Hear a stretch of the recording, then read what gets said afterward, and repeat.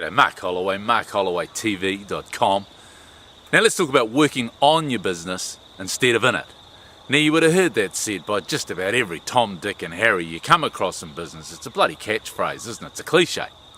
But the thing is, when all's said and done, you do need to learn, if you own it or you're running it, you do need to learn to work on your business and not in it. Now I think we all understand what we mean by that. Working in it is having to do the day-to-day stuff, okay, which is fine.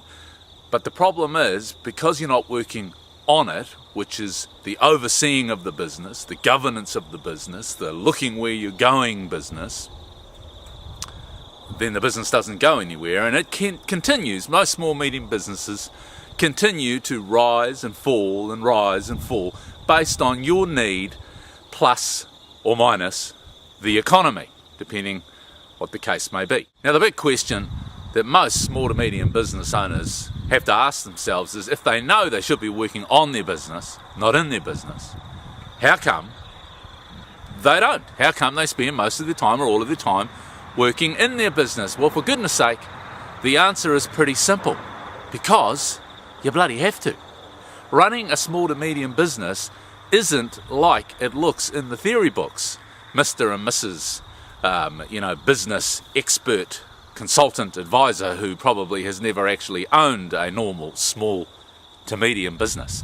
It's bloody hard to actually get time to work on the business when there are so many in the business things that need doing. And some of you watching this, you won't even have any staff. So who the hell are you going to get to work in the business for you while you work on it? And that's a jolly good question, because even if you have got some staff, the average number of staff that those of you who are watching this have got is about sort of 5 or 6.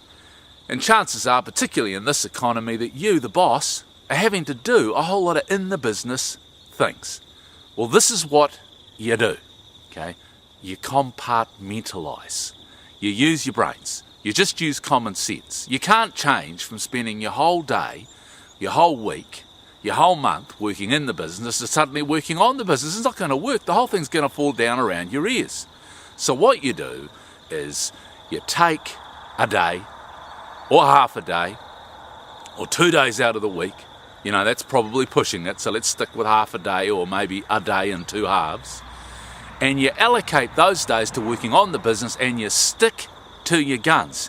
Even when all the must be done now panic issues come up and you suddenly realise you really need to be working in the business. So there it is.